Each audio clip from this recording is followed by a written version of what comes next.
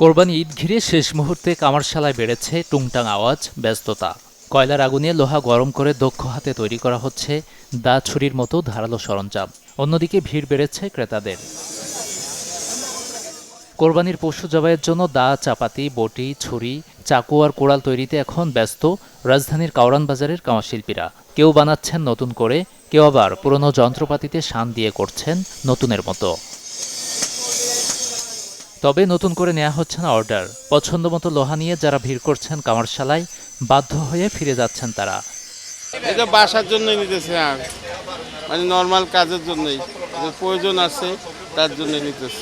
একটা এই তলোয়ার নিছি, অর্থাৎ গরু জবাইয়ের জন্য।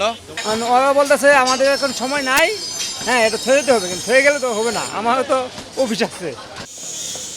অনলাইন মাধ্যমে দা বটির ব্যবসা ক্ষতিগ্রস্ত করেছে এই ব্যবসায়ীদের। একইভাবে ক্রেতারাও ক্ষতিগ্রস্ত হচ্ছেন বলে জানান ব্যবসায়ীরা।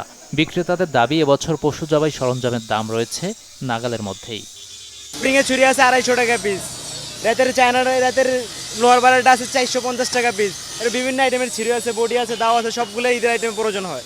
পয়লা দাম আর লোকজনের যে বেতন আমাদের এতে মিলেছে, আমরা পারি না, আমাদের অনেক কষ্ট হয়। পরিশ্রম করে এই মালগুলো তৈরি করি, তা আমাদের এখন ন্যায্য মূল্যটা আমরা মানে কাস্টমার ওরকমভাবে পাচ্ছি না। এবছর আমাদের খুব অবস্থা খারাপ, কারণ অনলাইনে প্রচুর মাল বিক্রি হয় এর জন্য। কোরবানি ঘিরে মাত্র 250 টাকা থেকে রয়েছে দা ছুরি কেনাকাটার সুযোগ। গাজী আনিস, চ্যানেল 24, ঢাকা।